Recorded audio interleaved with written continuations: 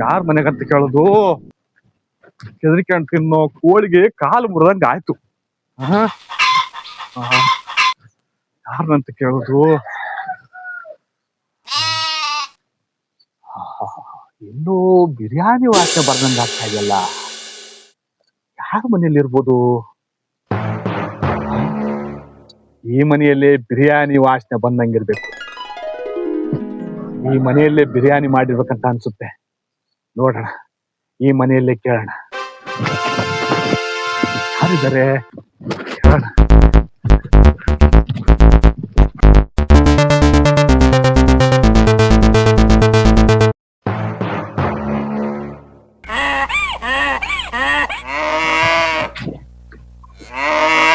ಅಮ್ಮ,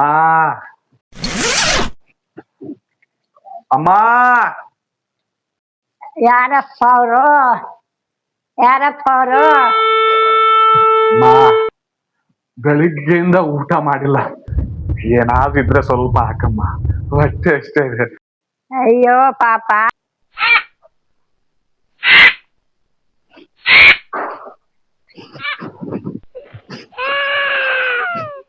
ಕಾಲಿ ಏನಾಗೈತಲ್ಲಪ್ಪ? ಅಮ್ಮ, ಕಾಲಿಗೆ ಏಟ್ ಬಿದ್ದಿರೋದ್ರಿಂದ ಮಾಡೋ ಕೆಲಸ ಬಿಟ್ಟು ಈ ಕೆಲ್ಸಕ್ಕೆ ಬಂದಿದ್ದೀನಮ್ಮ. ಡಾಕ್ಟ್ರು ಈ ಕಾಲು ಸರಿ ಆಗುವವರೆಗೂ ನೀನು ಕೆಲ್ಸಕ್ಕೆ ಹೋಗಂಗಿಲ್ಲ ಅಂದಿದ್ದಾರೆ. ಅದಕ್ಕಾಗಿ ಈ ಕೆಲಸ ಶುರು ಮಾಡ್ಕೊಂಡಿನಿ. ಏನಾದ್ರೂ ಮಾಡಿದ್ರೆ ಹಾಕಮ್ಮ, ಹಸಿವು ಆಗ್ತಾ ಇದೆ. ಏನಾದ್ರೂ ಮಾಡಿದ್ರೆ ಹಾಕಮ್ಮ.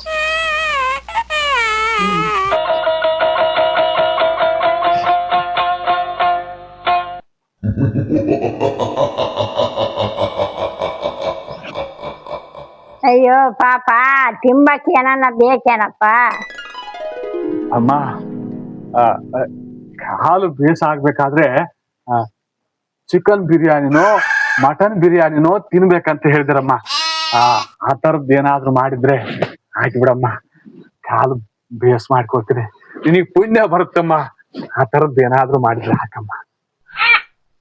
ನೀನು ಕೇಳಿದ್ದು ಕೊಡ್ಬೇಕಂಬದು ಐತಪ್ಪ. ನನಗೇನು ಮಾಡಿಲ್ಲಪ್ಪ. ಹಾಗಾದ್ರೆ ಒಂದು ಕೆಲಸ ಮಾಡಮ್ಮ, ಒಂದು 500 ರೂಪಾಯಿ ಕೊಟ್ಬಿಡಮ್ಮ. ಇವತ್ತೆಲ್ಲ ನಿನ್ನ ಹೆಸರು ಹೇಳ್ಕೊಂಡು ಮಟನ್ ಬಿರಿಯಾನಿ ತಿಂದು ಬಿಡ್ತೀನಮ್ಮ. ನನ್ನ ಹತ್ರ ದುಡ್ಡಿಲ್ಲಪ್ಪ, ಏನ್ ಮಾಡ್ಲಂಬದು ಯೋಚನೆ ಬಂತಪ್ಪ. ನನ್ನ ತಕ್ಕ ಎಲ್ಲಿದ್ದ ಬರ್ತೈತಪ್ಪ ದುಡ್ಡು? ದುಡ್ಡಿಲ್ಲನಮ್ಮ. ಹಾಗಾದ್ರೆ ಒಂದು ಐಡಿಯಾ, ಫೋನ್ ಇದೆಯಾ? ಮನ್ಯಾಗ ಐತಪ್ಪ ಫೋನು. ಫೋನ್ ಪೇ ಇಂದ ನನಗೊಂದು 500 ರೂಪಾಯಿ ಹಾಕ್ಬಿಡಮ್ಮ. Pin number ಗೊತ್ತಿದ್ಯಾ? ಎಲ್ಲ ಗೊತ್ತೈತಪ್ಪ. ಹಾಗಾದ್ರೆ ಒಂದು 500 ರೂಪಾಯಿ ನನ್ನ ಫೋನಿಗೆ ಫೋನ್ ಪೇ ಮಾಡ್ಬಿಡಮ್ಮ. ಇವತ್ತೆಲ್ಲ ಮಟನ್ ಬಿರಿಯಾನಿ ತಿನ್ಕೊಂಡು ಕಾಲ್ವಾಸಿ ಮಾಡ್ಕೊಳಕ್ ಪ್ರಯತ್ನ ಮಾಡ್ತನಮ್ಮ.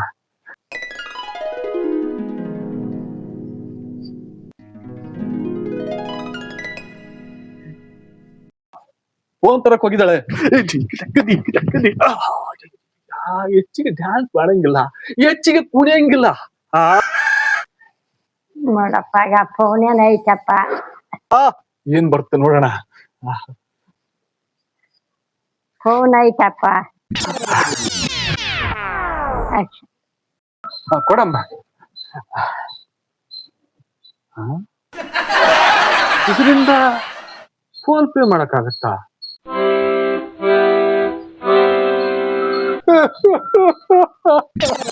ಇದು ಒಳ್ಳೆ ಕಷ್ಟ ಮಾಡ್ತಾರಪ್ಪ. ನಿಮ್ಮಂತವ್ರಿಗೆ ನಾವು ಫೋನ್ ಪೇ ಅಂತ ಕೇಳ್ತವಲ್ಲ, ನಮ್ ಬುದ್ಧಿ ಸುಮಾರು.